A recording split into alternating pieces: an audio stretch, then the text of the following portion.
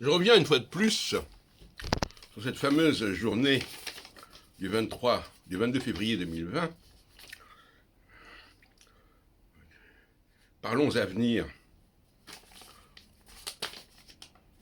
ça s'appelait comme ça, organisé par la VDAF, et qui commençait très brillamment par deux exposés historiques, sociologiques, Yves Lenoble et Catherine Gestas, parlant de l'histoire de l'astrologie et de l'historique des courants astrologiques français.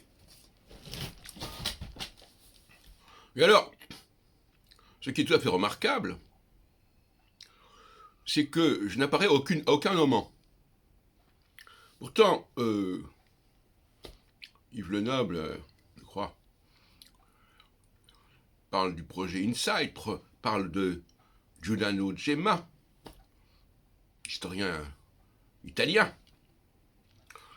Mais cette fameuse période de 74 à 90, qu'il présente quelque part comme une période de confusion et de chaos, avant que lui n'arrive sur la scène astrologique à partir des années 90, fut une période tout à fait féconde au niveau de la production historique en astrologie française. En 86, je publie une nouvelle édition de l'histoire de l'astrologie de Serge Hutin. En 77-76, je publie dans la Bibliothèque Hermetica rien moins que les remarques astrologiques de Morane Villefranche et les fondements astrologiques de Abraham Ibn Ezra, sous la direction de René Hallot. Je publie en 85 Le monde juif et l'astrologie, ma thèse de doctorat sur le monde médiéval. Et puis en 92-95, je publie La vie astrologique, les années 30-50 et il y a 100 ans, chez Très Daniel. Sans parler, bien entendu, de ma thèse d'état sur le prophétisme en France et mon post-doctorat sur Nostradamus.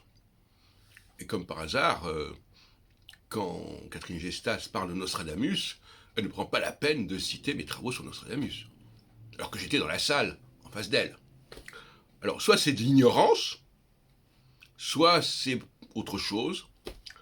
Comme en plus j'étais pas prévu initialement comme participant ou comme intervenant ou comme assistant à cette journée, j'ai eu l'impression que je n'existais pas, que mes activités, tant en tant qu'historien et sociologue, puisque je suis aussi l'auteur du guide de la vie astrologique, qui a été réédité en 97, finalement, la seule mention à laquelle j'ai eu droit, c'est quand Samuel Jean Gutenberg a dit que oui, il avait été cité dans mon guide de la vie astrologique. Ça lui avait fait plaisir parce qu'il avait montré qu'il était quand même dans une sélection. Et il est vrai que si on prend les différents guides que j'ai publiés, plus ceux qui sont parus sur Internet, 90% des gens qui étaient dans la salle étaient des parfaits inconnus qui ne méritaient pas spécialement figurer. Et les seules personnes, à une ou deux exceptions près, qui n'étaient pas parmi les intervenants, je sais pas, c'était Marielle Carrel, Ariane Vallée, très peu, Chauveau éventuellement. Enfin, je veux dire, il y avait très peu de gens qui étaient sortis du rang. C'était un public d'étudiants en astrologie qui étaient prêts à payer entre 50 et 80 euros pour assister à la réunion. Bon, un peu comme à l'époque d'Yves Lenoble, qui organisait d'ailleurs ses congrès annuels des astrologues avec Catherine Gestas. Voilà, donc l'exercice de parler de la vie astrologique française, tant sur le plan associatif que sur le plan de la publication, un exercice périlleux. Et puis je rappellerai quand même qu'en 1976, j'ai publié dans une collection prestigieuse dirigée par Luc de Caunes, Les clés pour l'astrologie, et qu'en 92, j'ai publié l'article astrologie, le nouvel article astrologie dans l'Encyclopédie Universalis, et qu'en 93-94, j'ai fait une exposition à la Bibliothèque nationale, Merveilles sans images, astrologie et prophétie.